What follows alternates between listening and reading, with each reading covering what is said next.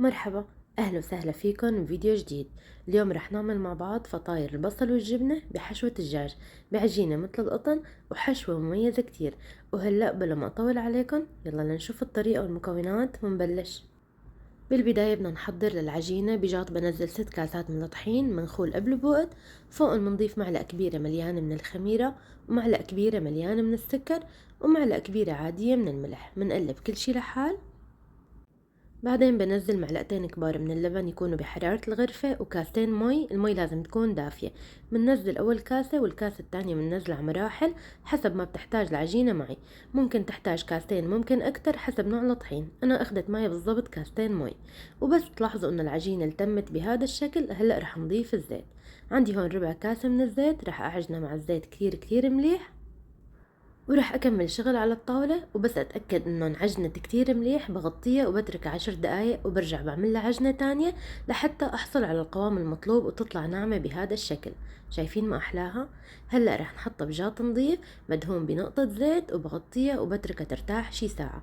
بهذا الوقت راح أنتقل لأحضر للحشوة. بمقلاية على النار رح أنزل ربع كاسة من الزيت النباتي. بس يحمى الزيت بنزل بصلتين حجم وسط فارميتن شرايح بهذا الشكل. منقلبن لحتى يبلشوا يدبلوا بدون ما ياخدوا أي لون. بعدين رح ننزل 500 جرام من صدور الدجاج. انا مقطعيتهم بهذا الشكل، طبعا بتقدروا تقطعوه بالشكل اللي انتو بدكن اياه. بنقلبن لحتى يبلش يتغير لونن. بعدين رح ننزل الملح والفلفل والشطة وزنجبيل وجوز الطيب. بنقلبن هيك ونتركن لحتى يستووا وبنفس الوقت تنشف ميتن. وبس تنشف ميتن هيك بنكون صارت الحشوة جاهزة. بنفضيهم بصحن وبنتركن لحتى يبردوا. وهلأ رح نرجع للعجينة بعد ما مر عليها ساعة. وهي العجينة أول شغلة رح نعملها رح نطلع الهواء منها ورح نبلش نقطع. رح نقطع لكرات يكونوا قد بعض. إذا كان في ميزان حاولوا تكون الكرة وزنها 65 جرام بيطلع قياسا كتير حلو، وإذا ما في ميزان قطعوهم حسب النظر، المهم يكونوا كلهم قياس واحد. بعد ما أخلص تقطيع بغطيهم وبتركن يرتاحوا شي 10 دقايق كمان. عندي هون بصل مقطعيتهم كمان شرايح بهذا الشكل، وعندي هون زبدة طرية وبحرارة الغرفة مثل ما شايفين. وهلأ بعد ما مرق 10 دقايق على العجين رح أبلش أرقها. برش رشة طحين من تحت ومن فوق وبفردها بسماكة ما تكون لا رقيقة كتير ولا سميكة كتير.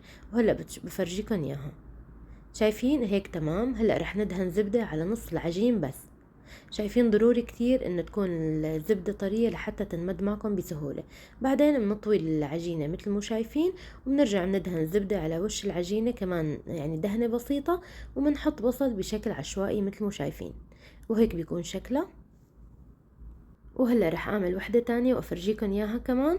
وبدهن زبدة مثل ما قلت لكم على نص العجين وكمان دهنة بسيطة من فوق مع شوية بصل، وبحطهم كلياتهم على صينية مدهونة بالزيت. وهيك بعد ما جهزت اول صينية عندي هلا رح نحط فوق البصل شوية من الجبنة هيك. وبس اخلص بغطي الصينية وبتركها ترتاح شي نص ساعة. بهذا الوقت بدي احضر كل الكمية اللي ضلت معي. وهيك بعد ما خلصت صينيتين حطيت على وشهم بصل وفي صينية ما حطيت على وشها بصل.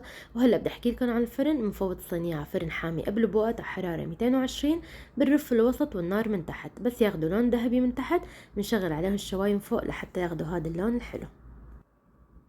وهلا رح افرجيكم وحدة من الصينية الاولى بعد ما بردت شوي. شوفوا شلون بتفتح بكل سهولة وعجينة بتشهي القلب.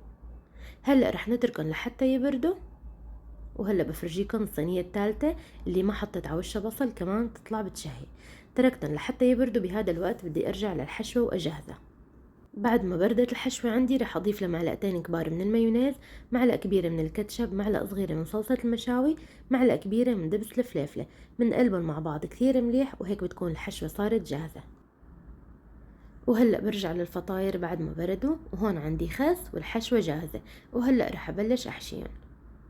بفتح الفطيرة وبفرد خسة فيها مثل ما عم تشوفوا.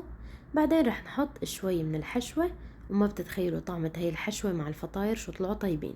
طبعا هذا اقتراح، تقدروا انتو تحشوها بالحشوات اللي انتو بتفضلوها، او تحطوا بقلبهم مرتديلا او لبنة او زعتر وتعطوهم هيك لاولادكم للمدارس بيشهوا القلب. رح افتح واحدة تانية واعملها كمان بنفس الطريقة لحتى اخلص كل كمية الحشوة. يعني مو بس الطعمة طيبة كمان شكلهم كتير حلو. شوفوا ما احلاهم. هلا حبيت افرجيكم وحدة هيك بدون حشي لحتى تشوفوا العجينة ما احلاها، كأنكم هيك كامشين قطن. شوفوا ما احلاها. يعني اذا اكلتوها هيك لحالها بدون ما تحشوها اي شي هي طيبة لحالها. او اذا حبيتوا تحشوها يعني هيك مثل ما قلت لكم مرتديلا او لبنة، ما بتتخيلوا ما اطيبها. عجينة كتير كتير كتير حلوة. واطيب فطاير بيكونوا صاروا جاهزين معي، شوفوا ما احلاهن، ما بتتخيلوا الطعم شو طيبة. ولهون بنكون وصلنا لنهاية الفيديو. بتمنى من كل قلبي الفيديو يكون عجبكم. اذا عجبتكم الوصفة لا تنسوا تدعموني وتشتركوا بالقناة. بشوفكم فيديو جديد. باي باي.